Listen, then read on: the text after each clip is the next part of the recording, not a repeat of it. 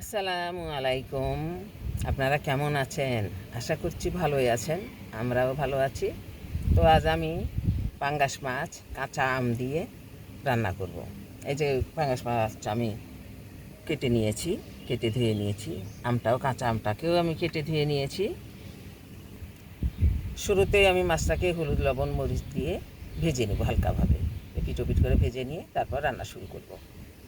পিসগুলাকে ভাজার জন্য আমি হলুদ মরিচের গুঁড়া লবণ দিয়ে মেখে নিয়েছি। এই লোহার কড়াই ভাজবো, কড়াইটা গরম হয়েছে, তেল দিয়ে দিচ্ছি। তেলটাকে ভালোভাবে গরম করে নিব, তাছাড়া তলায় লেগে যাবে। কড়াইটা তেলটা আমি চারিদিকে ছড়িয়ে দিব। তেল তেতে গেছে, এখন মাছ আমি দিয়ে দিব। মাছগুলো আমি একটু করে ভেজে নেব।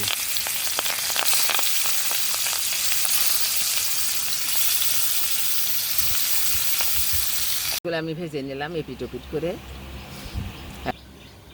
তেলানির জন্য আমি কড়াই চুলায় দিয়েছি, তেল দিয়ে নিচ্ছি। আমি তেল একটু অল্পই দিলাম, মাছ ভেজে তেল ভেসে গেছে, ওটা আমি পরে দিয়ে দেবো। আপনারা মনে করেন যে এতটুকু তেলে রান্না করে। তেলানিতে মাছ ভাজা তেলটাও দিয়ে দিয়েছে, ওই জন্য হলুদ রং লাগছে। মাছের যে রং করা ছিল, তো হলুদ লবণ মরিচ দেওয়া ছিল। পেঁয়াজ পিসটাকে এখন বাদামি করে ভেজে নেব। তেলানি করতেছি তো। তেলানির পেঁয়াজ আমার ভাজা হয়ে গেছে, লাল হয়ে গেছে। এখন আমি পানি দিয়ে নিচ্ছি, মশলা দিয়ে নিব। রসুন বাটা, আদা বাটা, জিরা বাটা, মরিচ গুঁড়া,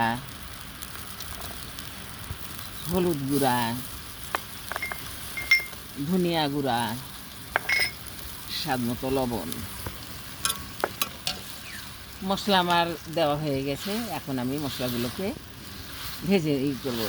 মশলাগুলিকে এখন কষিয়ে নিব। তেলানিটা আমার হয়ে গেছে, এখন আমি মাছ দিয়ে নিচ্ছি। ভেজে রাখা মাছগুলি আমি দিয়ে নেব একটা একটা করে। এখন আমি আম দিয়ে নিচ্ছি, কাঁচা আমগুলোকে দিয়ে দিচ্ছি এবং মাছের সঙ্গে কষিয়ে নিব। এখন আমি তরকারিটাকে ঝাঁকিয়ে নিব। এই যে ভাঙতে গেলে তো ভেঙে যাবে, ভেঙে একাকার হয়ে যাবে, কাজেই একটু ঝাঁকিয়ে নিই। আমগুলোকে ঝোলে ডুবিয়ে দিই। মাছ এবং আমটাকে এই তেলানি মশলার মধ্যে কষিয়ে নিই। মাছ আম সবই কষানো হয়ে গেল মশলার মধ্যে। এখন আমি পরিমাণ মতো ঝোল দিয়ে নিব।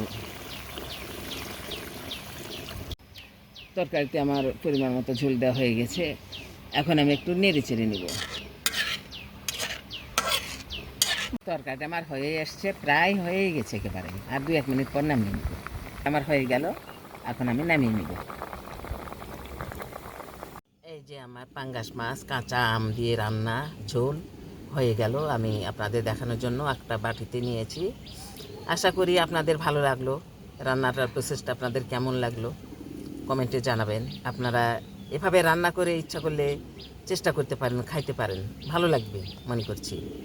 আপনারা সবাই ভালো থাকবেন, বন্ধু হয়ে পাশে থাকবেন, শেয়ার কমেন্ট এবং সাবস্ক্রাইব করে। আমরাও আশা করছি আপনাদের বন্ধু হয়ে থাকবো ইনশাল্লাহ। আপনারা ভালো থাকেন। আল্লাহ হাফেজ।